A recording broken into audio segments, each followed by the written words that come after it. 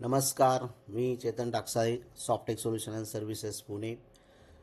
आज आपण एक बेसिक व्हिडिओ बनवणार आहोत. जे आता नवीन युजर्स आहेत त्या सगळ्या युजर्ससाठी कोहामध्ये बुक इश्यू, रिटर्न आणि रिन्यू कसं करायचं आहे हे आपण आज या छोट्याशा व्हिडिओमध्ये बघणार आहोत. कारण की अनेक जे नवीन युजर्स आहेत त्यांना काही अडचणी येत आहेत बुक इश्यू करताना, रिटर्न करताना. तर त्या अडचणी आपण इथे दूर करणार आहोत. त्यासाठीच हा एक व्हिडिओ मी बनवत आहे. चेकआउट या शब्दाचा अर्थ कोहामध्ये इश्यू आहे. चेक इन या शब्दाचा अर्थ कोहामध्ये रिटर्न आहे आणि रिन्यूला आपण रिन्यूअल्स म्हणतो. त्यामुळे इथे कन्फ्युजन कुणीही करू नये. चेकआउट म्हणजे बुक इश्यू करणे, चेक इन म्हणजे बुक रिटर्न करणे आणि रिन्यूअल आपण रिन्यूअल्स म्हणतो. ठीक आहे, तर ह्या 3 कन्सेप्ट झाल्या.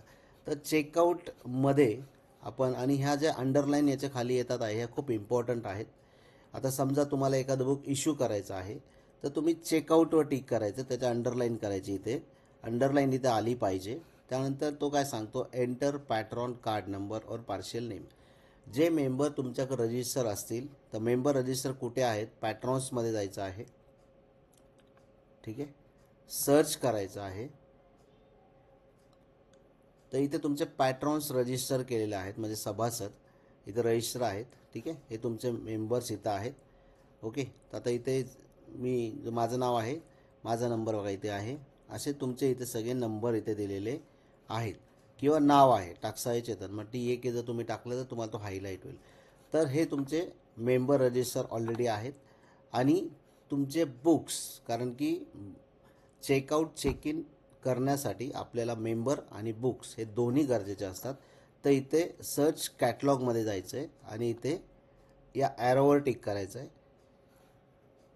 इथे बुक्सवर टिक करायचं आणि सर्च करायचं आहे. म्हणजे तुमच्या लायब्ररीमध्ये किती पुस्तकं आहेत किंवा कोणतं पुस्तक तुम्हाला इश्यू करायचं त्याचा ॲक्सेशन नंबर तुम्हाला बघायचा असेल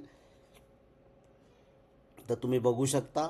किंवा तुमच्या समोर पुस्तक असेल तर लगेच तुम्ही त्याला ॲक्सेशन नंबरनुसार देऊ शकता. रिटर्नच्या वेळेस पण बुक घेऊन येणार आहे विद्यार्थी तर त्यावेळेस तुम्हाला तो नंबर कळणार आहे. बघा इथे 001 002 नावाच्या 2 कॉपीज इथे या पुस्तकाच्या आहेत. तर आता हे पुस्तक इश्यू, रिटर्न आणि रिन्यू कसं करायचं आहे हे आपण बघणार आहोत. तर चेकआउटवर टिक करायचं आहे. सभासदाचा नंबर इथे तुम्हाला टाकायचा आहे SSS 001 आणि एंटर करायचं आहे. जसं तुम्ही एंटर करणार आहे इथं सभासदाचा फोटो येतो, त्याची माहिती येते, तो स्टाफ आहे, लायब्ररी कोणत्या लायब्ररीचा आहे वगैरे वगैरे हे सगळं इथे येतं. आणि इथे एंटर आयटम बारकोड म्हणजे काय, बारकोड या शब्दाचा अर्थ कोहामध्ये ॲक्सेशन नंबर आहे.